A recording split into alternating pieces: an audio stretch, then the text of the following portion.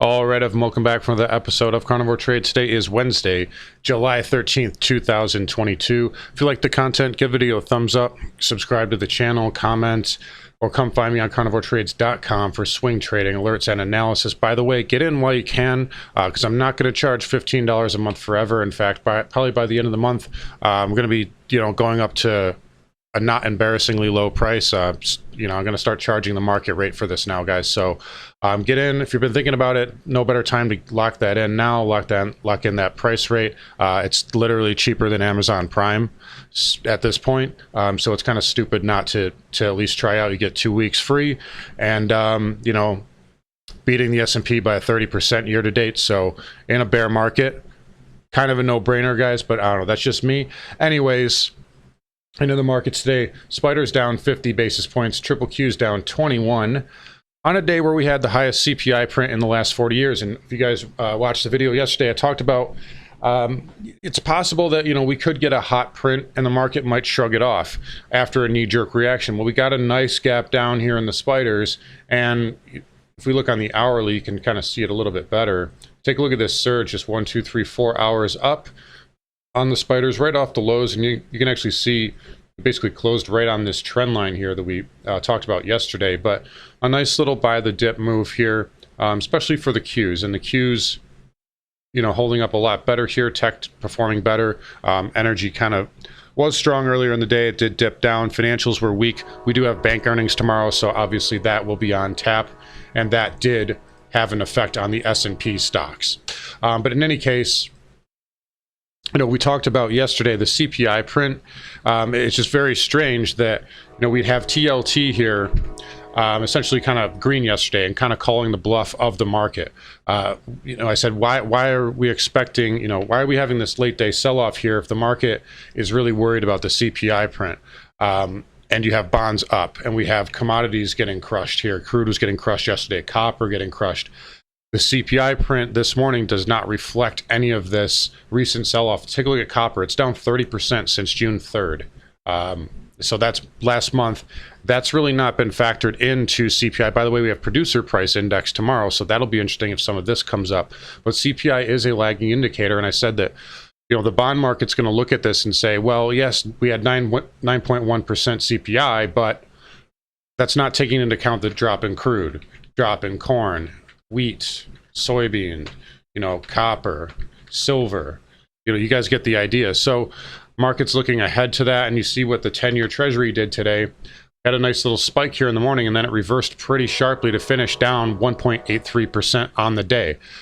So next, now we may have lower highs in play here. So next stop would be this trend line, which would coincide with that 100 moving average. So you should get a pretty good bounce off that level. If that breaks, though, you eventually get down to that 2.4, 2.5 area on the 10-year. With the 30-year, same thing here. So this trend line right there, up sloping, also can make a case for a kind of a head and shoulders pattern, a sloppy head and shoulders pattern. But if that does break, that would take you down to probably about 2.6, 2.7. So I still think yields are in backing and filling mode. And already, we had Bostic say that, there's a 100 basis point hike on the table now.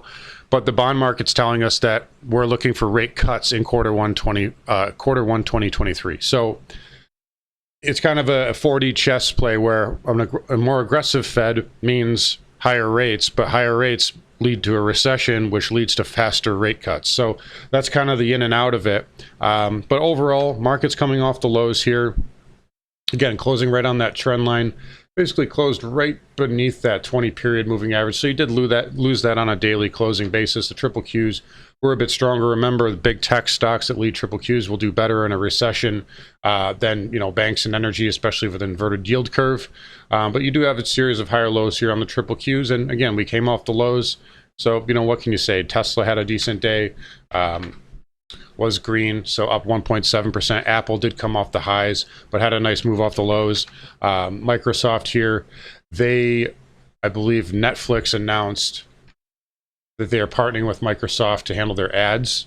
So Netflix got a pop there intraday. If we look on the 10-minute, nice little bid there on good volume, so market liking that. But some of these big tech stocks came off the lows, and pretty much everything finished off the lows for the day.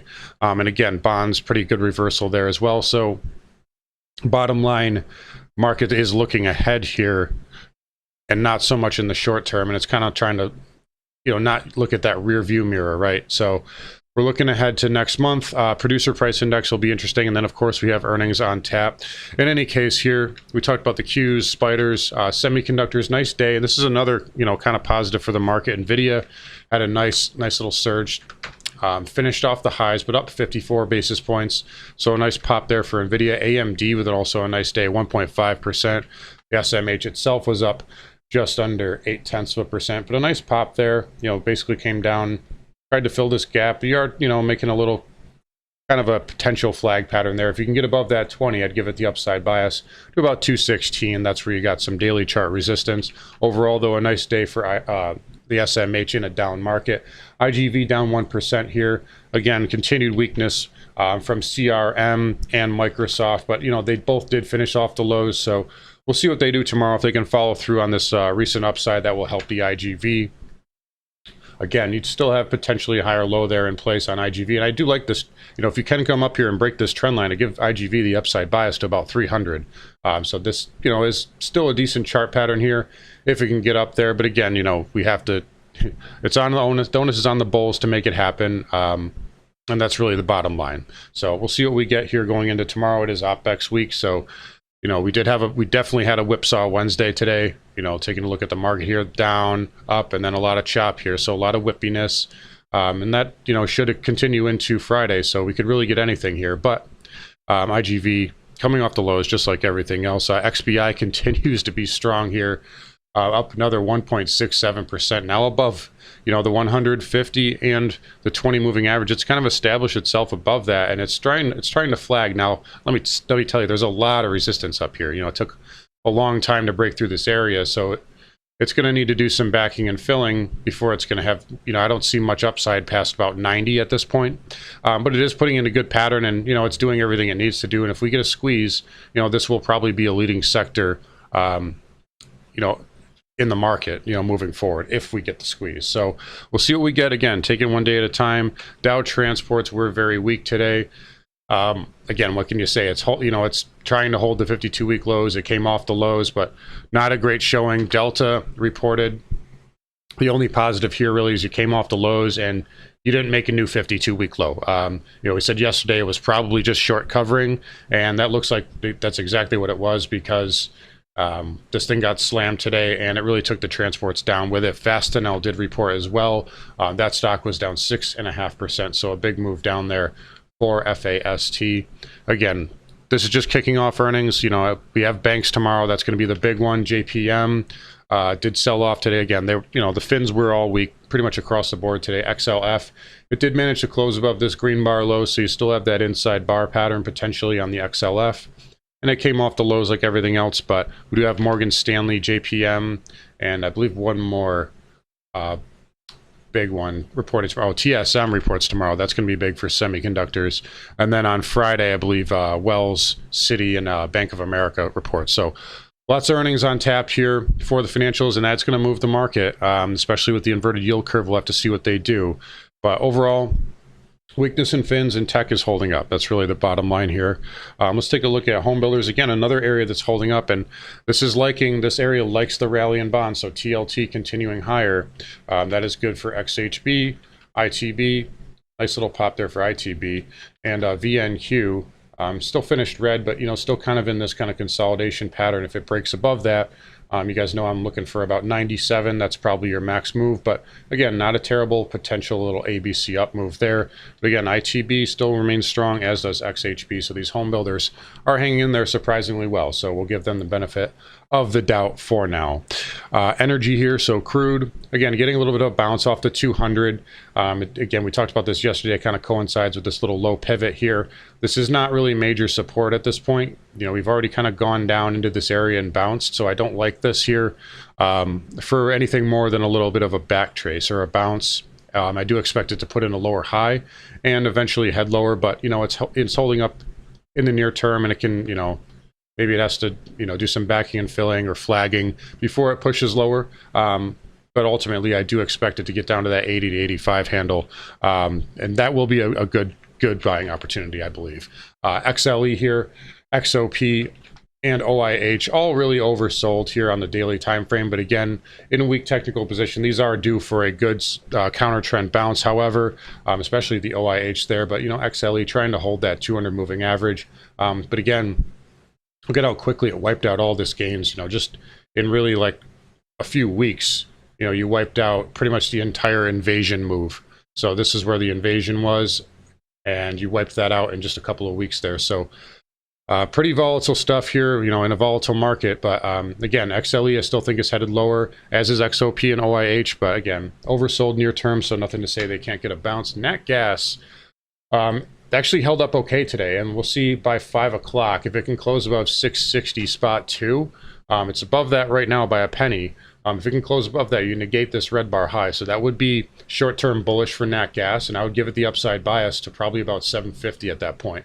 That would be kind of your next area, but we'll see what it does. We still got 45 minutes before that the futures close, so we'll see what it does. It's only a penny away, but that would negate that inside bar. If it doesn't, it's still an inside bar pattern, and you could potentially trade back down to that 550 area, or maybe just chop in here for a while. But in any case, nat gas was very oversold. It was due for a bounce. That's why we played it with Boyle. Made some nice money on that the other day.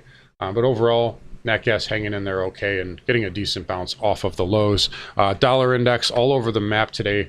Doesn't really look like it on the daily, but you can see intraday big pop here on the open. The CPI number, obviously. Then faded sharply off the highs before recovering. Dollar is still strong. What can you say? It's into my target area, but there's nothing to say it can't really go higher at this point. So you just got to continue to respect it. For gold here, this has been probably the biggest bid on gold we've seen in a couple of weeks. Nice move off the lows. Is trying to hold that trend line I showed you guys the other day, going back to 2015. So we'll see if it can hold that by the end of the month. That would be interesting for me on a monthly close.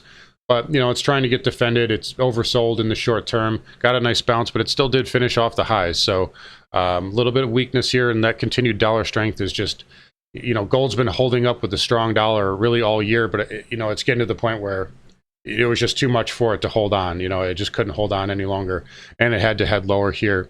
But overall, a nice little bid there for gold, so maybe a short-term bounce is in order. Same thing with silver, although much more of a dead cat bounce, and you're starting to consolidate inside of this red bar, so that is bearish chop here.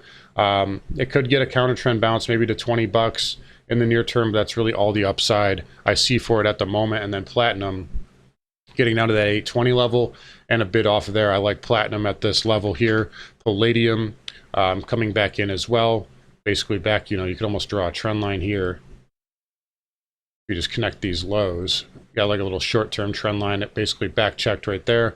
We'll see what it does here in the short term, but palladium did fall back into the lows, and copper as well. New 52-week lows again for copper. Now this is wickedly oversold, guys.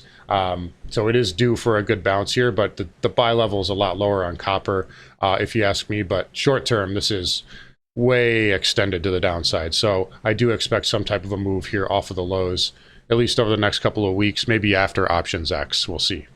All right, and then Bitcoin here. Again, we talked about this yesterday. The fact that it faded through that green bar low was kind of, signaling, potentially some downside today in the equity markets. We got that this morning, although we did come off the lows, as did Bitcoin. So you're still potentially making, higher lows here, but it's really got to do something right now. It's got to get back above this area. I don't like how you have this failed inside bar.